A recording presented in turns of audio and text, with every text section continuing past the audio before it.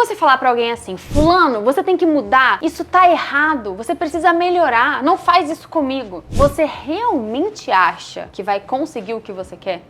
Não. Você não vai conseguir e pior, você vai ter o efeito contrário, porque essa pessoa automaticamente vai querer se proteger, seja negando, contra-atacando, né, apontando um defeito seu, querendo vencer essa batalha, ou até mesmo se justificando com base nas suas atitudes, falando que ela faz aquilo porque você fez aquilo. Ou ela até pode falar a verdade, você tá certa, eu vou melhorar, eu preciso melhorar, mas só como uma forma de te acalmar, você parar de reclamar e depois volta a fazer tudo novamente. Essa é uma guerra que nunca tem fim. Ninguém muda porque você quer que ela mude. Na verdade, elas só vão melhorar algo quando elas genuinamente sentirem que querem, precisam melhorar a personalidade, o jeito, uma mania, alguma atitude que seja. E reclamar só vai fazer você desgastar essa relação e sair como chata. Mas existe uma forma de você conseguir o que você quer, de você moldar a atitude do outro, sem necessariamente falar pra ela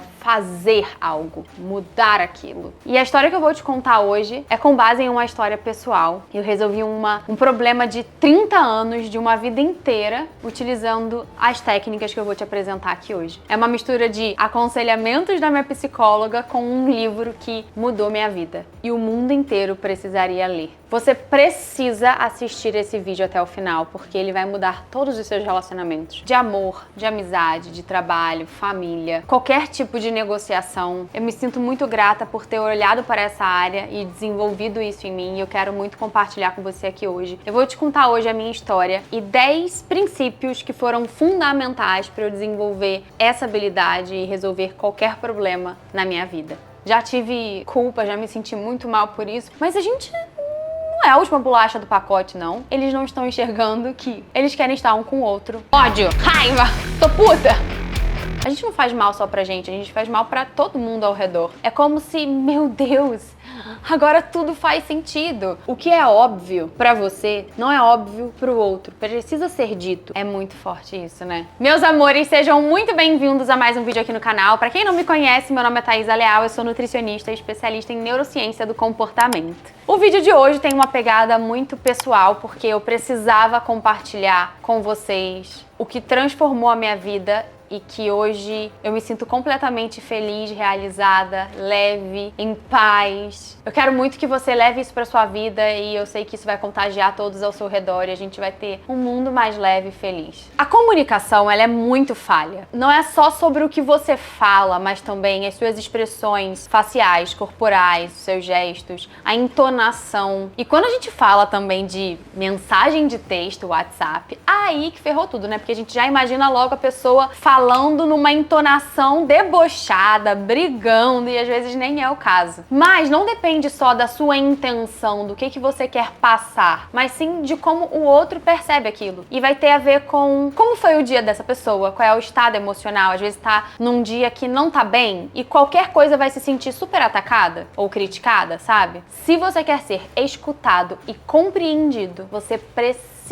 aprender a se expressar da maneira certa. E eu não tô falando aqui de manipulação. Eu tô falando aqui de você ter inteligência emocional e saber se expressar bem em palavras de uma forma estratégica, para que o outro não se feche, não queira se proteger, mas sim que receba isso bem e esteja aberto à conversa. Saber se expressar é bom, em primeiro lugar, para você, porque você sente que falou tudo que tinha, sem ficar com aquela sensação de, nossa, esqueci tal coisa. Você sente que foi respeitosa. É aquela sensação de missão cumprida. E por um outro lado, tem uma maior probabilidade de você realmente ser escutada, sem interrupção, de você ser compreendida e fazer com que aquela pessoa faça o que você quer. É muito doido, eu venho refletindo que a gente perde muito tempo falando o que o outro tem que fazer, o que o outro tem que mudar, como ele tem que ser melhor. Mas a gente não é a última bolacha do pacote, não. Quem disse que a gente é super certo? Se a gente gastasse o nosso tempo olhando pra dentro, pra se entender e pra melhorar tudo aquilo que a gente tem pra melhorar, todos os relacionamentos seriam incríveis. Eu vou te contar 10 passos que foram importantíssimos pra eu melhorar a minha forma de me expressar e com isso conseguir de fato tudo aquilo que eu queria. Mas antes eu preciso contar a minha história, que foi tão especial e é por me sentir tão feliz e realizada com ela que eu preciso preciso falar tudo isso aqui pra você hoje, pra que você se sinta assim também. Eu tinha um problema de relacionamento de uma vida inteira com o meu pai. Os meus pais se separaram, eu tinha 1 ano de idade e a gente cresceu muito afastado. Minha mãe tinha algumas mágoas e nem vou entrar aqui no mérito se ela estava certa ou não, porque ela tinha razão em um monte de coisa, mas ela criou lá os traumas dela, ela ficava muito chateada toda vez que eu me aproximava do meu pai, ficava sem falar comigo, fazia algum tipo de chantagem, né, do tipo, ai, vai lá com seu pai. E aí eu ficava me sentindo culpada. Só pra você ter noção, eu me lembro de quando eu tinha uns, sei lá, 5 anos de idade, eu acho que essa é a imagem mais antiga que eu tenho da minha vida. Meu pai me pegava a cada 15 dias no final de semana e eu passava um final de semana ótimo, incrível, super me divertia. E quando ele tava no carro indo me deixar em casa, eu arrumava um jeito de brigar com ele no carro, pra sair do carro direto, batendo porta, sem dar um beijo nele. E minha mãe não vê que eu estava bem com ele. É muito forte isso, né? Não é só forte isso ter acontecido, como não é fácil pra mim assumir que fiz isso, porque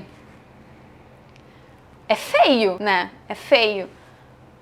Já tive culpa, já me senti muito mal por isso, por sentir que eu talvez tenha ferido meu pai, mas eu tinha 5 anos de idade, eu não tinha noção do que estava acontecendo. E bom, cada um com o seu jeito, a gente se distanciou e a gente nunca conseguiu se encaixar, a gente nunca conseguiu criar uma intimidade de fato, uma confiança, de fato contar as nossas coisas, contar um com o outro. Então a gente se encontrava, né, nas datas importantes para cumprir uma tabela, mas não tinha de fato um relacionamento. Só que ao mesmo tempo a gente vivia cobrando um do outro presença, amor, companheirismo, parceria. Então, ele vivia reclamando que eu não ia pra lá, e eu reclamava que ele também não vinha pra cá, e eu reclamava que quando eu tava lá ele não me dava atenção. E aí fica aquela coisa que um culpa o outro, e a gente daqui a pouco nem sabe mais por que tá brigando, da onde que veio isso, mas simplesmente tá reclamando um do outro e cada vez se afastando mais. E no final do ano passado, aconteceu uma situação onde eu vi meu pai com uma outra pessoa, exatamente na minha situação e da dele. E quando a gente tá de fora, é muito fácil da gente visualizar tudo, porque a gente não tem a nossa emoção, a gente não tá enviesado ali. E era exatamente isso. Eram 2 pessoas querendo atenção. E eu falei assim, como eles não estão enxergando que eles querem estar um com o outro e estão brigando por isso? Aí eu peguei e falei, ei, peraí, vamos conversar. E aí eu falei tudo que eu pensava, utilizando esses princípios, né? Falei tudo que eu sentia. E a gente teve uma conversa muito sincera sobre como a gente se sentia sobre tudo aquilo, quais eram as nossas necessidades e quais seriam as soluções pra gente encontrar a partir dali, né? Ah, não, eu vou lá em São Paulo, eu vou aí não sei quando, a gente vai fazer tal coisa, a gente vai investir sim nossa energia nessa relação. E bom, eu sei que essa conversa, ela aconteceu num momento certo pros dois. Eu precisava ter passado por uma série de coisas, ele precisava ter passado por uma série de coisas pra gente conseguir ter essa conversa nesse momento. Mas foi muito especial, assim, e as pessoas ao redor também perceberam isso, porque foi como se fosse, assim, uma mensagem de Deus, uma mensagem do universo, ou do que quer que seja, que baixou, assim, em mim, e eu falei, cara, peraí, vamos resolver, vamos botar os pingos nos is. Porque quando a gente não se cuida, é muito fácil das pessoas sofrerem com os nossos efeitos colaterais, né? Se a gente é muito ansioso, se a gente é muito estressado, a gente não faz mal só pra gente, a gente faz mal pra todo mundo ao redor. E eu já vinha há algum tempo tentando me entender o que eu queria pra mim, o que eu sentia falta, como as coisas me afetavam. E às vezes você age de um jeito e a pessoa interpreta de outro. Vou dar um exemplo. Eu tava evitando ir pra casa dele porque eu sentia que toda vez que eu tava lá, ele falava, poxa, você nunca vem. E brigava comigo. E eu me sentia uma pessoa péssima, uma pessoa não presente, eu sentia que era só reclamação. Eu evitava ir pra me proteger de ficar triste por isso. E com isso ele começava a achar que eu não ligava pra ele, que eu não queria estar presente, que eu não ligava pra família. E quando a gente senta e fala isso claramente, é como se, meu Deus, agora tudo faz sentido. Como pode só ter feito sentido agora? Mas tudo bem. Então, eu sei que não são apenas esses 10 princípios que vão fazer você amanhã promover uma mudança no seu relacionamento, mas eu comecei esse autoconhecimento pelo menos 2 anos atrás, quando eu comecei a me relacionar com o Gabriel. E eu falei pra minha psicóloga, ei, vamos lá, eu quero ser uma pessoa tranquila, que sabe se expressar, que não briga à toa, que fala o que é importante pra si, sem fazer o outro se fechar. Então foi começando a treinar essa comunicação pra conseguir falar no meu relacionamento amoroso, que consequentemente eu também fui levando isso pro meu relacionamento familiar. E eu espero que esses 10 princípios que eu vou te falar agora, eles sejam um start E não vai ser fácil colocar em prática. Eu quero que você pegue um papel, uma caneta, quero que você anote para todo dia você ler e isso entrando na sua cabeça. Porque senão daqui a pouco você vai se perdendo de um dos princípios, vai se perdendo do outro e do outro, a gente precisa constantemente se lembrar. E o que vai acontecer? Muitas vezes você vai agir de uma forma impulsiva, errada, ruim. Você vai falar, putz, agi. Mas foi muito automático, porque é um hábito a gente agir de determinada forma. E o que a gente precisa fazer, assim como um hábito de estilo de vida saudável, é aos poucos ir enfraquecendo essas redes neurais que tomam uma atitude ruim para ir criando uma rede neural que tem uma atitude boa diferente dessa. Vamos para os 10 princípios. E aqui tem uma mistura de coisas que aprendi com a minha psicóloga, o que aprendi no livro Comunicação Não Violenta, que inclusive eu vou deixar o link dele aqui na descrição, para você não deixar de comprar, não enrolar, não deixar para depois, porque cada um percebe diferentes coisas, né? Então eu fui tocada por alguns pontos e provavelmente vão ter outros pontos que vão te tocar muito, porque são as suas maiores necessidades de mudança. E também tem aqui, nesses 10 princípios, percepções minhas, aprendizados meus ao longo da vida. Primeira coisa, ser reativo de volta, pagar na mesma moeda, ser vingativo, competir pra quem fala mais alto, pra quem argumenta melhor, pra quem consegue fazer o outro desistir primeiro da briga, não tá com nada. Nessa batalha não existe vencedor. A gente fica com essa picuinha do tipo, não me deixa completar a frase, também não vou deixar completar a frase. Não me compreende, também não vou compreender. Não me faz isso, não vou fazer aquilo. Para com isso. Se você quer que o outro te trate de determinada maneira, seja você o exemplo. Corte você esse ciclo vicioso onde vocês ficam competindo. Como você pode exigir algo de alguém se nem você faz isso? É aquela coisa, você precisa ter a sua cabeça tranquila para deitar no travesseiro e pensar, eu fiz a minha parte. Eu fiz o que era possível. Eu dei o meu melhor. 2, não adianta ter palavras mansas quando a entonação não está nem um pouco mansa. Que nem quando pergunta, você tá bem? Aconteceu alguma coisa? Tá tudo bem. Sabe? Não tá tudo bem. E a pessoa sabe disso. Mas muitas vezes você faz isso intencionalmente, por mais que você não saiba, porque você quer que a pessoa saiba que você não tá bem. Ou até mesmo acabar fazendo aquele julgamento escondido, do tipo... Ah, é? Você saiu com seus amigos, com suas amigas? Achei que você ia estudar, né?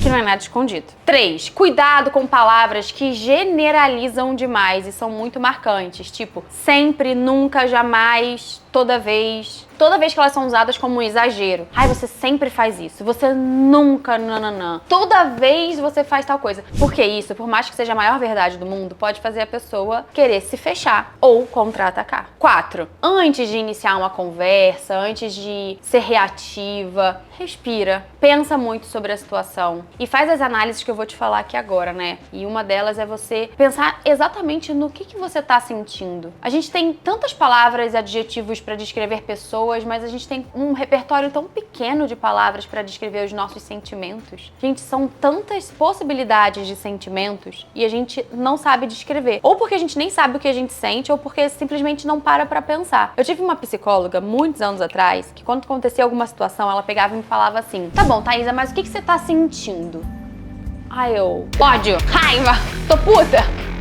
Mas ela falava, não, o que você tá sentindo? Vamos lá. Destrinchar. Eu falo, por que ela tá perguntando isso? Hoje eu entendo. Porque quando a gente não tem bem definido o que a gente tá sentindo, pode ser muito difícil da gente se recuperar daquela situação e até de se entender e de se expressar sobre o que a gente realmente precisa, por que a gente ficou chateado com aquilo, né? Por exemplo, você terminou o relacionamento porque terminaram com você. Aí de repente você vai começar a ficar muito triste porque você fala, nossa, mas é que eu amava essa pessoa, né? A minha rotina, o meu tudo. Só que às vezes não. Às vezes foi dor de cotovelo porque a pessoa terminou com você. E aí, se você não consegue entender exatamente o que você tá sentindo, você vai ficar sofrendo durante anos, durante uma vida inteira, porque você acha que você amava a pessoa, sendo que na verdade só ficou fixada numa ideia. E é difícil assumir determinados sentimentos, porque a gente se coloca num estado muito grande de vulnerabilidade, e é muito mais bonito você falar, eu estou triste porque eu amo ele, do que, eu tô com dor de cotovelo porque terminou comigo, porque tá com outra, entendeu? Tudo bem que isso que eu tô falando não são sentimentos, né? Mas são razões. O que você precisa entender é, se você não sabe o que você sente, essa outra pessoa, ela também nunca vai entender. O que é óbvio pra você, não é óbvio pro outro. Precisa ser dito o como você se sente sobre as coisas. Para de achar que a pessoa é óbvio que ela sabe. Não, não é óbvio que ela sabe. E quando a gente fala o que a gente sente, sentimento mesmo, é mostrar a nossa vulnerabilidade. Muitas vezes a gente não quer fazer isso porque a gente quer ganhar a briga, sendo a fodona, o fodão, sendo certo. Mas mostrar na nossa vulnerabilidade resolve conflitos, porque a pessoa não vai te atacar por ter percebido que você tá se colocando num lugar de vulnerabilidade. Se você tá triste, se você tá frustrada, o que for, essa pessoa não vai se sentir atacada. E é muito importante que você tenha esse vocabulário amplo sobre sentimentos, né? E que seja bem expresso. Eu vou dar alguns exemplos. Por exemplo, tá totalmente errado quando você diz: quando você não me cumprimenta, eu me sinto negligenciada. Negligenciado não é um sentimento. Na verdade, é o que você acha que a pessoa faz. Você acha que ela te negligencia. O correto seria: quando você não me cumprimenta, eu me sinto sozinha. É como você se sente. Se você falasse, me sinto abandonada. Também não. Abandonada não é um sentimento e é o que o outro fez, sabe?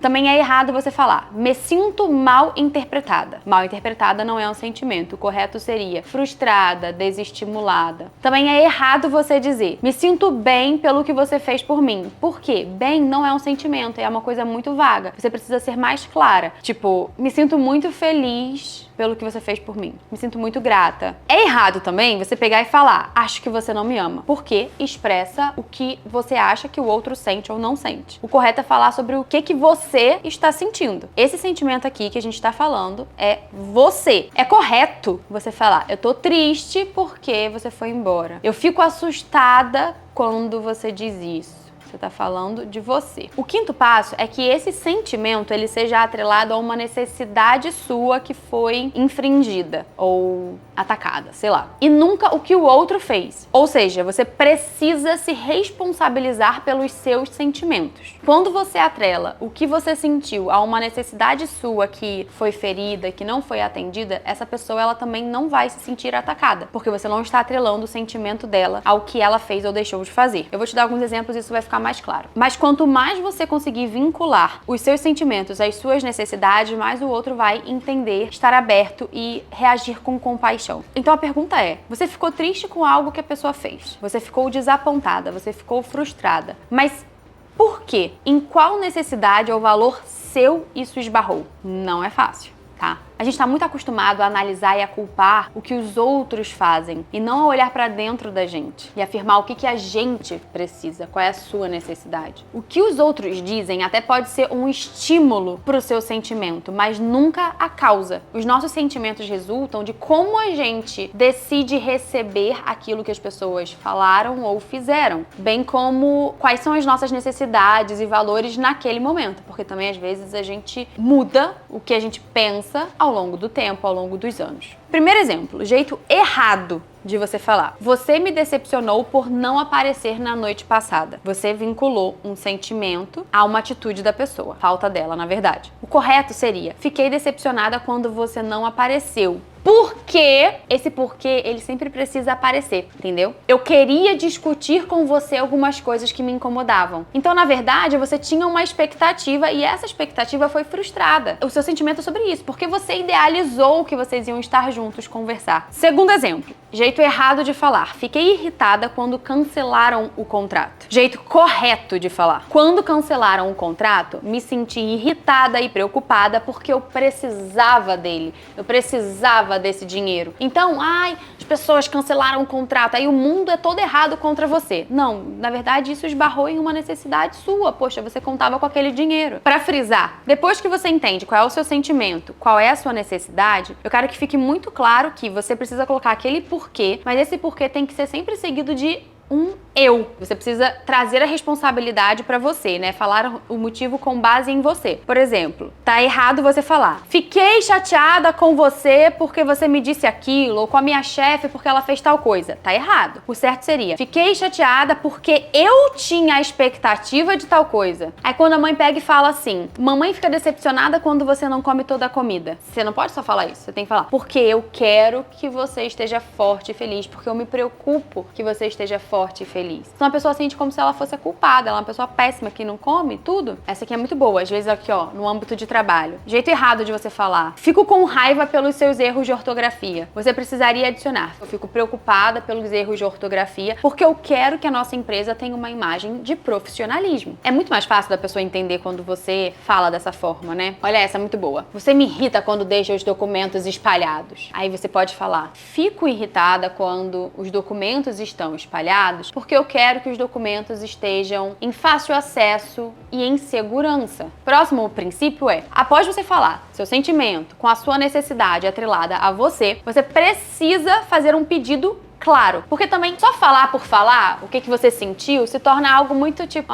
tá, e aí? A pessoa precisa já estar com uma ação ali pronta, entendeu? Vamos reagir, vamos mudar isso. Porque, como eu disse, o óbvio precisa ser dito. Thaís, eu falei que eu tava frustrada porque ele não foi jantar. Era óbvio que ele precisaria entender que nas próximas vezes é pra ele ir. Não é óbvio. Você tem que fazer um pedido muito claro sobre como você gostaria dali pra frente que as coisas fossem. Precisa ser uma linguagem bem positiva e específica, tá? O problema é que muitas vezes a gente nem sabe o que a gente quer. A gente nem sabe a solução das coisas. É por isso que a gente precisa pensar antes. Porque se nem a gente sabe o que a gente quer, o outro nunca vai saber. Aí você vai ter só reclamado sem solução. Tudo bem que às vezes a gente vai trazer uma questão pra, enquanto um casal, enquanto uma amizade, enquanto uma família, entender junto isso. Mas talvez o seu pedido possa ser, pra mim é muito importante que a gente entenda o que podemos fazer daqui pra frente para tal coisa. Você tem ideias? Aí você pode dar as suas ideias também. O próximo princípio é um pedido de sinceridade. Não é um passo obrigatório, mas muitas vezes a gente fala tudo que a gente sente, as nossas necessidades, e fica um pouco ansioso pra saber o que a pessoa acha, se ela realmente entendeu e tudo mais. Então a gente pode falar abertamente.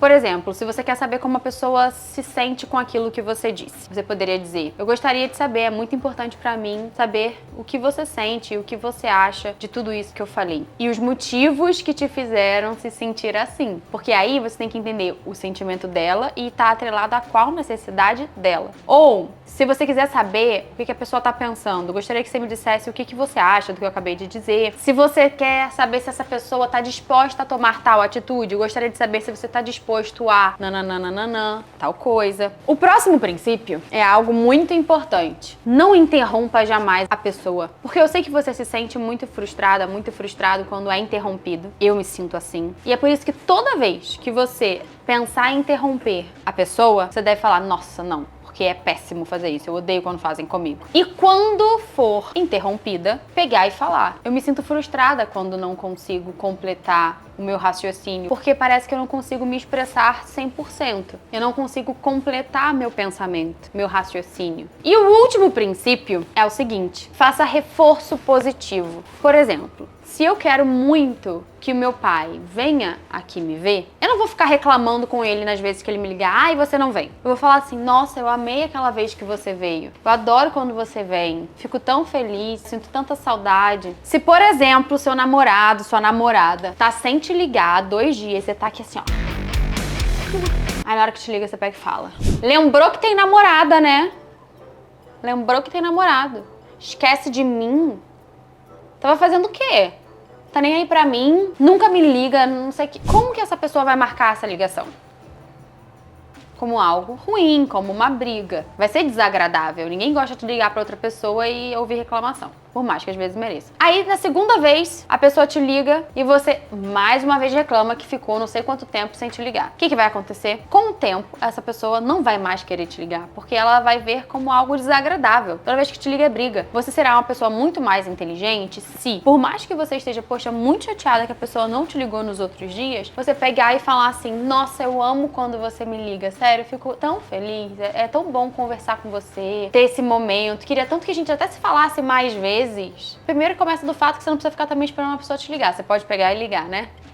Mas vai ser muito mais inteligente se você pontuar o que você gosta que a pessoa faça do que ficar reclamando do que ela não faz. É como se você estivesse sinalizando as mesmas coisas, mas o sentimento que ela vai ter, a sensação que ela vai ter sobre isso é completamente diferente. Pode ser extremamente doloroso, difícil, apavorante demonstrar o que a gente sente pro mundo. Porque nós, enquanto seres humanos, temos 6 medos básicos, tá? E 2 deles são o seguinte: o medo de perder o amor de alguém e o medo da crítica. Então, muitas vezes a gente deixa de falar o que sente, o que quer, as nossas necessidades, com medo dessa pessoa se afastar. Mas, ao mesmo tempo, se relacionar com alguém onde você não pode falar como você se sente, talvez você deva rever esse relacionamento. Porque se diminuir para caber em algum lugar muito apertado que não é confortável, não vale a pena. E você sabe disso. É questão de tempo. A gente vai se sufocando até um dia que a gente explode e fala, não quero mais. Às vezes é bem demorado, passam anos, passa uma vida inteira. Mas é muito importante que a gente demonstre, sim, a nossa vulnerabilidade e que a gente tenha mais autenticidade, que a gente seja livre para ser quem a gente é, sem medo do que o outro vai pensar, do que o outro vai fazer. E lembra, se você não valorizar as suas necessidades, a outra pessoa ela jamais vai valorizar. Às vezes por falta de atenção, por não saber que aquilo é importante pra você, ou ela vai se aproveitar dessa situação pra que faça o que quer. Agora, da mesma forma que você precisa falar o que você sente com base nas suas necessidades, sem responsabilizar o outro, mas sim você mesma, é importante que você também não se sinta responsável pelos sentimentos do outro. Não que você não tenha empatia, tá? Mas que você não se culpe por como essa pessoa se sente com base nas expectativas e necessidades que ela tinha. E bom, leve isso com leveza. Se por acaso esse sentimento, essas necessidades da pessoa façam sentido, promova uma mudança em você para se adequar também a essa pessoa, se adequar ao seu grupo de amigos, à sua família. Mas você precisa entender até onde vai a sua responsabilidade e onde começa a do outro. Bom, se tudo isso que eu falei fez algum sentido para você, te deixou feliz, te agregou algo bom, deixa um like nesse vídeo, comenta aqui a sua opinião, o que você achou, se você já fazia alguma dessas coisas ou se tem alguma outra dica extra, conta aqui nos comentários. Eu quero muito aprender com você, eu amo esse assunto e outras pessoas vão aprender com você também, alguma técnica, algo que tenha sido importante. O livro Comunicação Não Violenta, eu deixei o link aqui na descrição. E é isso, né? Mais uma vez, não esqueça o like, não esqueça um comentário e não esqueça de se inscrever aqui no canal. Um beijo, fiquem com Deus e até a próxima.